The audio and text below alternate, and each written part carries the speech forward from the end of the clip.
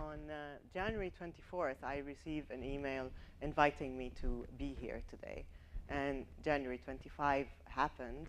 And on February 11th, I received an email from one of the thousands of heroes of the revolution and a member of ADIF. And Ahmed said, Ranwa, now you have a sensational story and history so dense and full of details about how a new generation using ICT changed their world. More reason to go. And Ahmed was telling me more reason to go because I reacted in my email to them saying I'm terrified because I have stage fright. See, I'm a journalist and I'm mostly at my element when I'm behind the screens. I worked as a journalist for 10 years, starting in Beirut with the Daily Star newspaper for the Al Ahram Weekly, and then when I moved to Cairo, Los Angeles Times and the German news agency. And my first ever experience with how ICT was an empowering role was my readership was mostly online. The Daily Star newspaper was a small distribution but had a really good website, and so the articles that I wrote about women's rights, about the rights for the disabled, about Lebanese detainees in Israeli prisons, I received a lot of feedback from my online readership about them. And then just a few months before I moved to Cairo in 2000, at the outbreak of the Second Intifada, I wrote a series of articles in collaboration with the Daily Star webmaster about the electronic intifada that took place, with my access to sources of Arab hackers and Ali, the webmaster, with his online capabilities. We followed the action that was taking place, and it was basically action by Arabs who felt they needed to take action against Israeli aggressions and violations against the Palestinians. As you can see from the arrow, it's how I'm falling off with mainstream journalism. My last job was with the German news agency between 2003 and 2005, and these were really, really dark times. It was devastating, and I felt that I had become a body counter. All I did was write reports and filed stories about people who were being killed in Iraq, in Saudi Arabia, in Lebanon, in Palestine. And one day, I had just filed a story about a family that was killed in Mosul in northern Iraq, and then news of a massacre in Karbala broke. It was the last day of Ashura, and of course, when something like this happens, it's really crazy at the office. You're filing, you're sending stories, it's really crazy. By the end of the day, checking the news feed before I went back home, I realized that the story that I had posted in the beginning of the day about the family in Mosul was not posted on the news agency because of all the mayhem that took place. And a news agency is a source of news. So when a story is not documented, is not posted, it means it was not documented. It means this practically did not happen. But somewhere in a neighborhood in Mosul, there were relatives who were mourning their tragedy. And that was the day I decided to quit journalism. I lost faith in mainstream journalism. See, I believe that in my work in journalism, I was adding. There was a purpose. I'm an Arab who wrote in English pretty well. I understood my culture pretty well, and so I could portray what was going on in my culture to the world.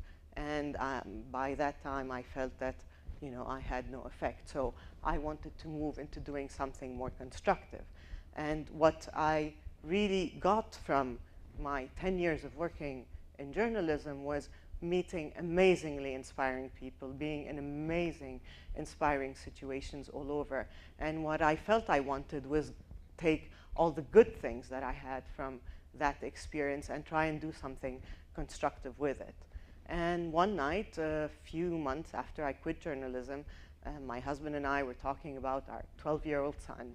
And all of a sudden, digging deeper into discussions, we started talking about the young Arab generation, and three main keywords came up: Arab, digital, and expression.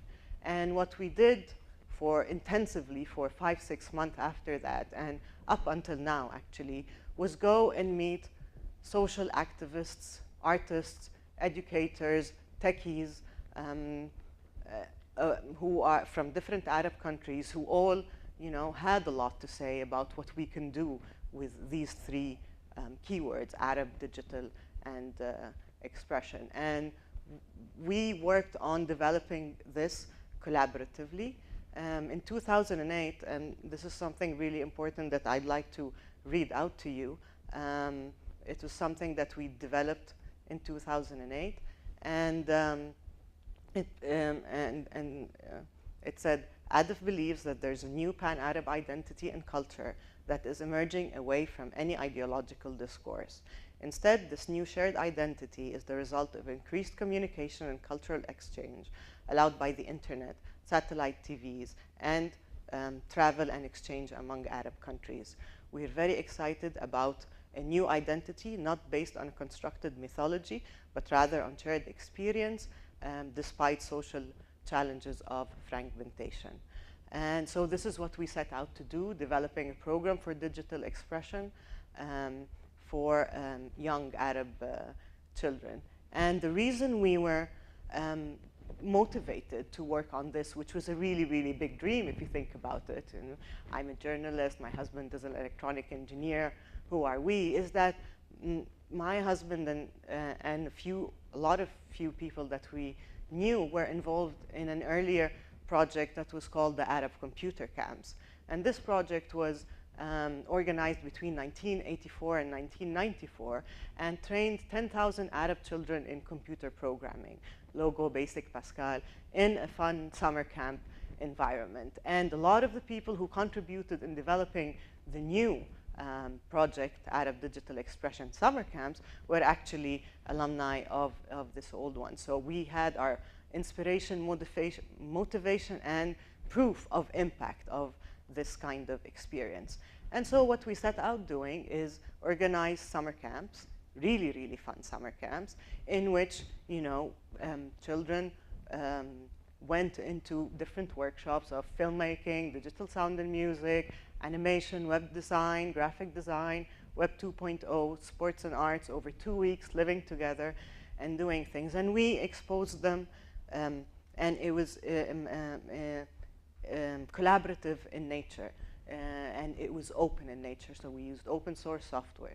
We believe that the young Arab generation of now are digital natives who were receivers of a lot of media that was going on around them and were not contributing enough. So all we wanted was to expose them to this new concepts of openness, sharing, and collaboration in which they could add to themselves and to the rest of the world. In our camps, when children come and we ask what they think about what their opinion is, they raise their hands and answer what they think is the right answer that they've been taught at school. And when we're not interested, they become extremely rebellious. When we're not provoked, they stop and actually believe that we are actually interested in what they have to say, and we really do feel it is important. And it's a process. We live a process in which we do this all together. And we have a lot of fun, children from different Arab countries joining. In our last camp, last summer, it was, really, really indicative if now we look at things in perspective. Our 80 campers from 8 Arab countries organized a demonstration. They made up banners. They painted their faces with different colors for their demands. They kidnapped our music trainer. They negotiated with the camp administration. They occupied the camp radio and read out their first manifesto. And in negotiations with the camp administration, created a popular committee that was representative of the campers, in which it would organize getting their demands of junk food. That was the only thing they really needed. Everything else was there. Now, this thing that we have, been developing over the past 6 years, we were working on, the dream and the belief that these children who come age 12 to 15 would, when they get closer to our age, would actually impact change. little did we know that in this network, every single person amongst us in developing this was as well, all of us, participating in the wider network of things that were happening in the past 5, 6 years. And what was going on then was, you know, more and more documentation on cases of torture over YouTube and over blogs, more and more exposure on so many different levels of everything the Egyptians were not happy about that they were living in. And this, I want to share this. This is my digital revolution. This image was developed by computer sciences Covas Bogota, and he published this online on February 12th, which is a day after Mubarak stepped down. And this is basically representative of every single person. Every circle is an individual on Twitter. So every single person who in the 18 days of the revolution tweeted with the hashtag January 25. The circles in red are those who tweeted in Arabic, and those in blue are those who tweeted in English, and in between are those who tweeted in both languages. And this is a network. We all know each other on this network, not necessarily physically have met each other, but we all know each other enough. It's really important to note there is an inherent element of trust among this network, and the belief that with every single addition each one of us adds, we do make a difference. I'm going to zoom into this section here to show our contribution. So here I am. And I tweet in both Arabic and English, so I'm in purple. This is Ahmed here, who sent me the email, one of the heroes of the revolution. And almost everyone around is a member of EDIF or has contributed in one way or another over the past 5, 6 years in the development of our organization, in addition to the 1,000,001 other things that each person of those does in their own personal lives. And so with this as the digital revolution, we have the real revolution. Finally, all of a sudden, we have the online actually manifesting itself on the physical grounds. We could not find the space for us to be able to do this physically on the grounds, so we found the tools there online to be able to coordinate. And so at any moment during those 18 days, every time I wanted to go down to Tahrir, I knew which entrances were safe, what kind of supplies in terms of medication or blankets or equipment or material was needed on at any different time. It was happening live, and we were able to collaborate and make it better by every minute live, as you know, the flow of information was going on in a very organized way. Finally, how I was introduced. I am a mother. In these past 5 years, I gave birth to 2 beautiful boys and took part in developing a project that has impacted so much. And I am you know, extremely proud of being part of this movement that actually, you know, people who made change, who affected change in their world.